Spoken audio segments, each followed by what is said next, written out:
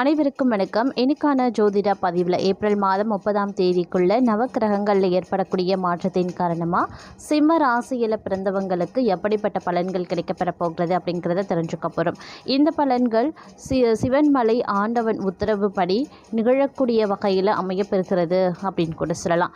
இனி வரக்கூடிய காலம் முருகப்பெருமானினுடைய அருளின் காரணமாக உங்களுக்கு நவக்கிரகங்களினுடைய அமைப்பு சாதகமான நிலையை உருவாக்க போகிறதா அல்லது சாதகமற்ற விளைவுகளை ஏற்படுத்த போகிறதா, என்னென்ன விஷயங்கள்லாம் நீங்கள் கவனமாக இருக்கணும், என்ன மாதிரியான விஷயங்கள் உங்களுக்கு சாதகமாக இருக்கும் அப்படிங்கிற மாதிரியான பல முக்கிய சுவாரஸ்யமான தகவலை தான் இன்னைக்கு வீடியோவில் நாம் தெரிஞ்சுக்க போகிறோம். ஸோ இந்த பதிவு உங்களுக்கு மிக பயனுள்ள விகிதத்தில் இருக்கும்.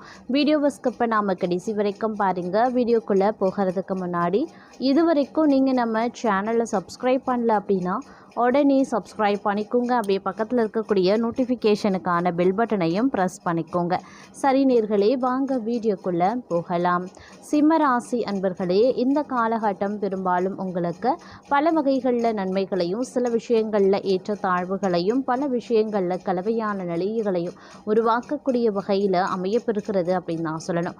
இந்த நேரத்தில் உங்களுடைய ஆரோக்கிய விஷயத்தில் குடும்பமான வரைக்கும் கவனமாகிடுங்க. அதே சமயம் மருத்துவ செலவுகள் பெரிய அளவில் ஏற்படுவதற்கு வாய்ப்பு இல்லைனாலும் சிறிய அளவில் மருத்துவ செலவு ஏற்பட வாய்ப்புகள் அதிகமாகவே இருக்குது. உற்றார் உறவினர்கள் மத்தியில் ஜாக்கிரதையாக பேசவும் பழகவும் செய்யுங்க. அவர்களிடத்தில் எந்தவித பர்சனல் விஷயமோ அல்லது உங்களுடைய எதிர்கால திட்டங்களை பற்றியும் பகிர்ந்து கொள்ள வேண்டாங்க. அதே மாதிரி இந்த காலகட்டத்தை பொறுத்த வரைக்கும் பார்த்தோம் அப்படின்னா உங்களுடைய வேலை தொழில் தொடர்பான முன்னேற்றம் கிடைக்கப்பெறுவீங்க. அதே மாதிரி வாழ்க்கை துணையுடன் இணக்கமான சூழல் இருக்குங்க. இந்த காலகட்டத்தில் உங்களுடைய ஆரோக்கியத்தில் மிகவும் கவனத்தை செலுத்த பாருங்க. அதிலும் குறிப்பாக உணவு மற்றும் உடற்பயிற்சியில் அக்கறை காட்ட வேண்டியதும் அவசியமான ஒன்று அப்படின்னு நான் சொல்லணும். இந்த காலகட்டத்தை பொறுத்த வரைக்கும் பார்த்தோம் அப்படின்னா பல மாற்றங்கள் உங்களுக்கு ஏற்பட வாய்ப்புகள் இருக்குது. ஆரம்ப கட்டம் அப்படிங்கிறது கிரகங்களினுடைய அடுத்தடுத்த பெயர்ச்சி மாற்றம் அப்படிங்கிறது ஓரளவுக்கு வேலை தொழில் சம்பளம் அப்படின்னு ஒரு நல்ல முன்னேற்றத்தை கொடுத்தாலும் மற்றொரு புறம் விரயங்களையும் ஏற்படுத்த தான் செய்யும். அதே மாதிரி வீடு வாகனம் வாங்கக்கூடிய யோகம் சிலருக்கு அமைய பெறுதுங்க. இருப்பினும் வீடு வாகனம் வாங்குறீங்க அப்படின்னா அதில் கொஞ்சம் கவனத்தோடு இருப்பது அவசியமாகிறது. வில்லங்கம் ஏதாவது இருக்கிறதா அப்படிங்கிறத தீர விசாரித்து வாங்கிறது நல்லது அப்படின்னு கூட சொல்லலாம். அதே மாதிரி எல்லா விஷயத்துலையுமே ஓரளவுக்கு சாதகமான நிலைகள் ஏற்பட்டாலும் கூட நீங்கள் கொஞ்சம் எச்சரிக்கையுடன் செயல்பட வேண்டியது அவசியங்க. உடல் நலம் குடும்பத்தினுடைய நலன்கள் குறித்து நீங்கள் கவனத்தை செலுத்த வேண்டியதாக இருக்கும் அப்படின்னு சொல்லலாம். அதே மாதிரி கொஞ்சம் சிக்கனத்தை கடைபிடிக்கிறதும் ரொம்ப ரொம்ப நல்லது. வருமானத்திலேயோ பண வரவிலோ குறைவு இருக்காது. அதே மாதிரி பொருளாதாரம் நன்றாக இருந்தாலும் கூட வீண் செலவுகளை தவிர்ப்பது நல்லதுங்க. ஆடம்பரமான செலவுகள் வசதிக்காக சௌகரியங்களுக்காக அடுத்தடுத்து செலவுகள் செய்கிறது கடன் வாங்கக்கூடிய சூழலை ஏற்படுத்தும். கடன் வாங்கி வீடு வாங்கிறது சுபகாரியங்கள் செய்கிறது உள்ளிட்ட விஷயங்களை செய்யலாம். ஆனால் தேவையில்லாத அனாவசிய செலவுகளை கட்டுப்படுத்தி கொள்ளுங்க. அதே மாதிரி குடும்பத்தில் சின்னதாக அவ்வப்போது சலசலப்புகள் ஏற்படத்தான் செய்யும். வீட்டில் பெரியவர்களினுடைய ஆலோசனையை கேட்டு நடப்பது நல்லது. கணவன் மனைவி உறவில் மூன்றாவது நபரின் தலையிட்டு அனுமதிக்காமல் இருக்க வேண்டும். அதே மாதிரி சகோதரர்களுடன் ஏற்படக்கூடிய பிரச்சனையை பெரிதாக்காமல் சுமூகமாக அல்லது அமைதியாக தீர்த்து கொள்வது பெரிய விரிசல்கள் ஏற்படாமல் தவிர்க்க உதவுங்க. அதே மாதிரி திருமணமாகி நீண்ட காலமாக குழந்தை இல்லாத தம்பதியினருக்கு இந்த காலகட்டத்தில் குழந்தை செல்வம் கொடுக்கும் அப்படின்னு கூட சொல்லலாம். குழந்தைகளால் செலவுகள் அதிகரித்தாலும் கூட குழந்தைகள் மூலம் நல்ல செய்திகளையும் நீங்கள் கேட்பீங்க. அதே நேரத்தில் குழந்தைகளினுடைய நட்பு வட்டத்தையும் கவனிக்க வேண்டியது அவசியமான ஒன்றுங்க.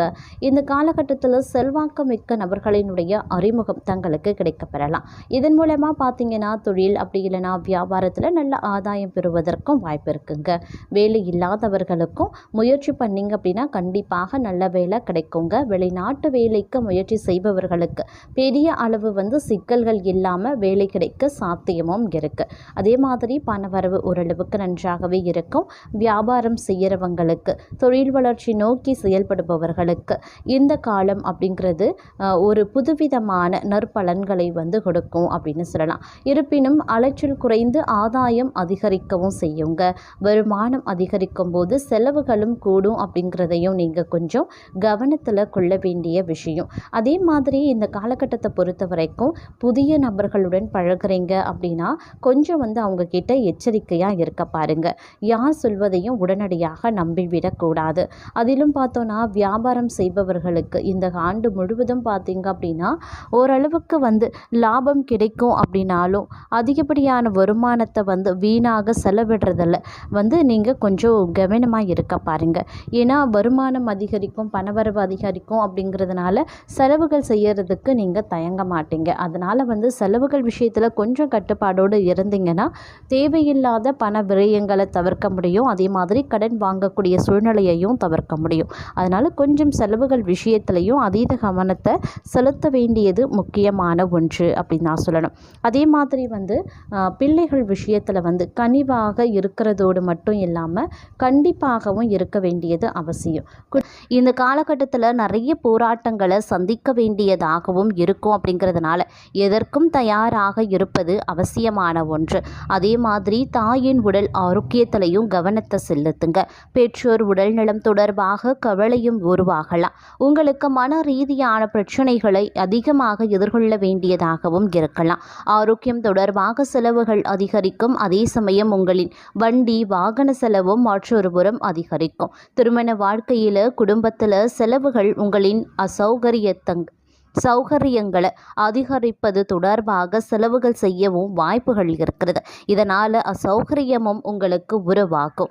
அதே மாதிரி தேவையற்ற செலவுகளால் கடன் வாங்கக்கூடிய சூழல் கூட பலருக்கும் உருவாகும். இந்த காலகட்டத்தை பொறுத்த வரைக்கும் தங்களுக்கு பார்த்தோம் அப்படின்னா உணவு பழக்க வழக்கங்களில் கூடுதல் கவனத்தை செலுத்த பாருங்க. மன ரீதியான பிரச்சனைகள் அதிகம் சந்திக்க வாய்ப்பு இருக்கு.